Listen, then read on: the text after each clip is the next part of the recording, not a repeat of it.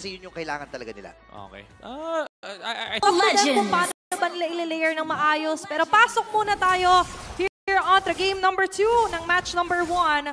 Team Falcons and Smart Omega. At may bantayan dito sa pag-go. Inaabangan niya. Sabi niya, Andori, liga rito. Halika. Sabi ng caster, dapat daw booking kita eh. Nagtatawag na ng mga kampe. Although for Smart Omega, na-force agad nila yung Purify for Ogwen. This is an early, somewhat poke around pa lang naman for Falcons and even Smart Omega.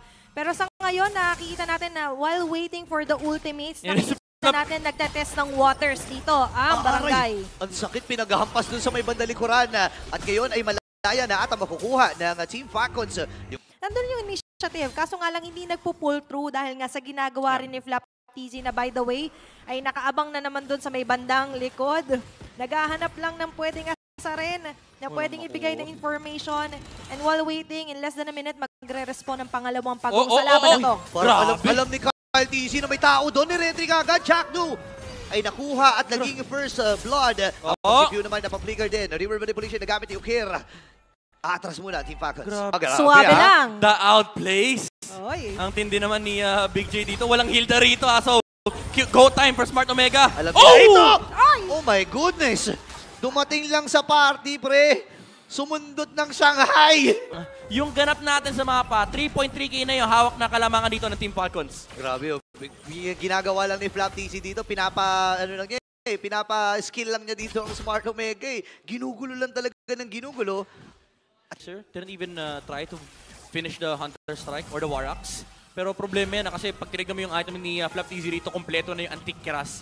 So even yung frontliner ng Team Falcons dito is equipped to deal with the Suyu. At ang problema ng Smart Omega, ang sumisilip lang kanina si Flap TZ. Okay, speaking of pagsilip, si Flap TZ nga ay nakasilip pero makakatakas nga ba siya? Nakatakas!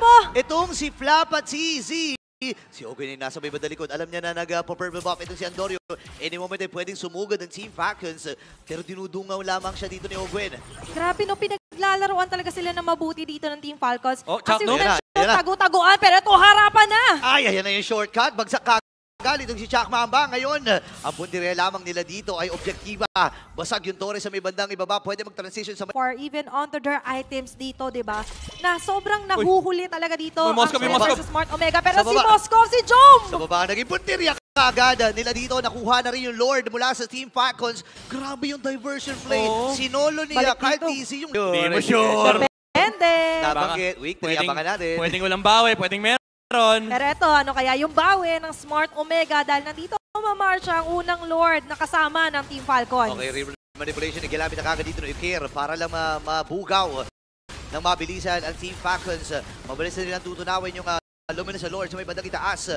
Ngayon, magta-transition sila dito sa may middle. Ang laki na rin ang kalamangan ng Team Falcons, ha? Ito pa naman yung expertise nila. Slow game daw, pero hindi. Ayan na, River Manipulation na gamit. Ettore lang talaga yung magiging puntirya ng Team Falcons dito.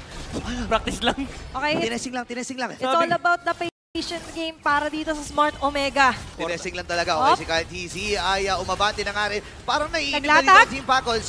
Andito yung paghagis dito ni Jackno, pero matutunan mo na siya. Nauna na kagad dito si Jack Mamba. Si Super Macmac ay napatay din. At si Andorio ay natunaw, double kill para Kyle TZ.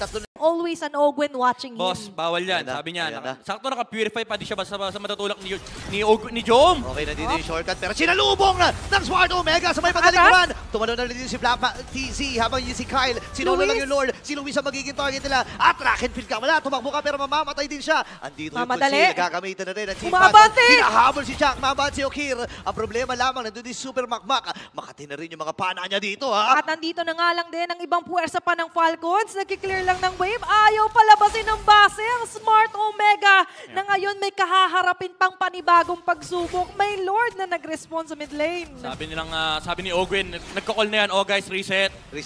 Huwag masyado mainit. Ilang beses tayo nag-iinit sa buong karera natin. Hinihintay lang nila yung cooldown sa kanilang mga ultimate. Off na yung shortcut dito mula kay Ogwen. Yung real Lord manipulation na lang hinihintay nila mula kay Few. Okay, ang pag-aantay ay matutugunan na nga ba? Sa likuran na ang magiging target dito ng Team Falcons. At nagbe-base lock na ang kanilang kumunan.